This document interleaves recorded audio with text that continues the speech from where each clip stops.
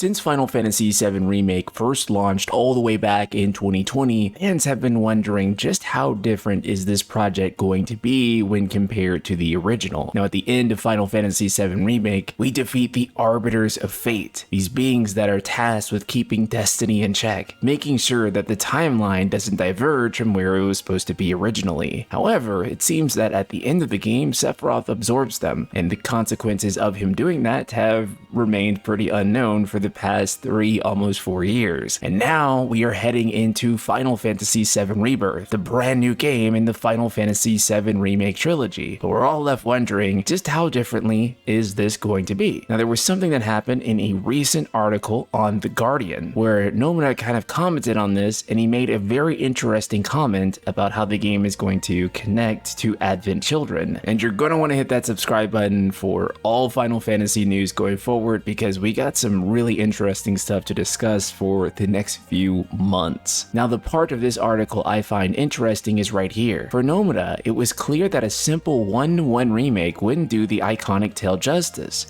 There were a number of successful remade games out there, and looking at them and how they turned out, I realized that if we just made a better looking version of the original game, it probably wouldn't have become the scale of the project that it is, and it probably wouldn't have worked out. To get people interested and give players the motivation to play through again, we needed to change Final Fantasy VII and add in new elements, he pauses, to make Remake what it should be, rather than stick to the original. And then, while the pair are tight-lipped on what story changes to expect from Rebirth and the currently untitled third entry, Nomura reveals that Advent Children fans will be well catered for. If you play right through to the end, it will link up to Advent Children, so you don't need to worry about that, he says with a knowing smile. Now, there are of course two ways of reading this. It will link up with Advent Children, or it will link up with Advent Children. One, I mean literally, as in it will literally link up with Advent Children,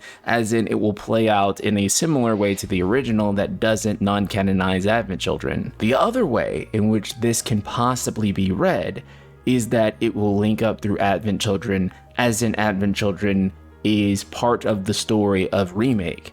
Either through the sense of Advent Children happened first, alongside the theories that Sephiroth is time traveling, going back to the original timeline and messing with things, or there is some other type of manipulation here that's happening on Sephiroth's end that is causing this to simply be one continuous story in another way. I think it's really interesting when you go and look back at the fight with Sephiroth in Final Fantasy VII Remake Part 1, and I always looked at the scenery of that fight, the color grading, the way that fight is set up is very Advent Children. Of course, if you played Final Fantasy VII Remake, it is heavily alluded to the fact that this game is not just a remake, but actually a sequel to the original game. This is why throughout the game, and particularly in the ending of the game, the party continuously sees visions of the past, as if these visions have already happened and or destined to come to pass. And by defeating the Arbiters who protect that timeline, that series of events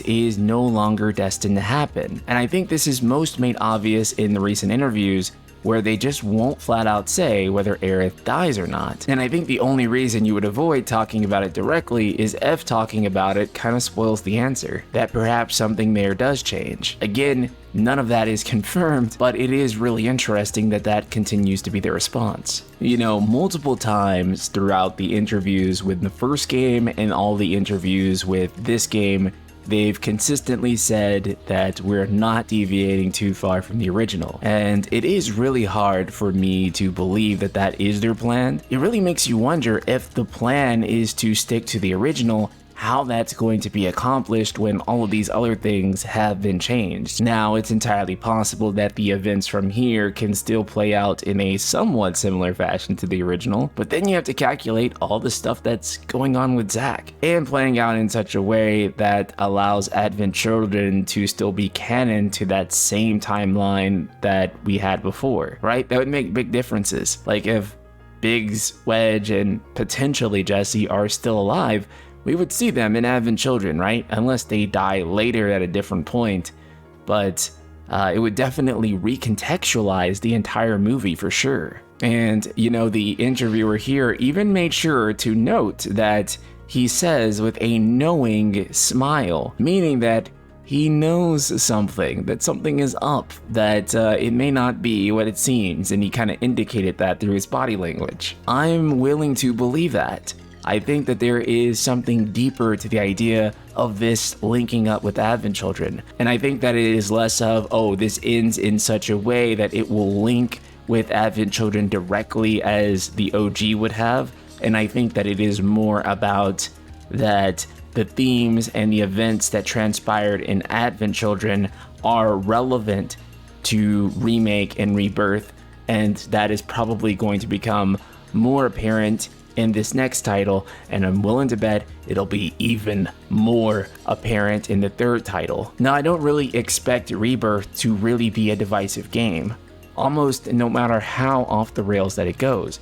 And part of the reason that I don't expect Rebirth to be a divisive game is simply because I think that this is kind of the golden part of the original Final Fantasy VII. It's such a good string of content, really, to make a full game on. In fact, I think of the whole trilogy, Rebirth is probably going to be the best received part of the whole trilogy. And I think that most people will be very reasonable, and they'll kind of adopt a wait-and-see policy no matter how crazy things get. But the hardest thing for them to do is going to be the third game, because in the third game, you have to close off all of these plot threads. The hardest thing about writing a story, not the beginning, it's not the middle, it's always ending it. That's why there are so many stories out there. I know you guys can all think of a few right off the top of your head that have incredible beginnings, incredible middles, and then the ending is a little shaky. But until we have the game in our hands, no one can really say for sure. It's all just conjecture for now, and your guess is absolutely as good as mine. So please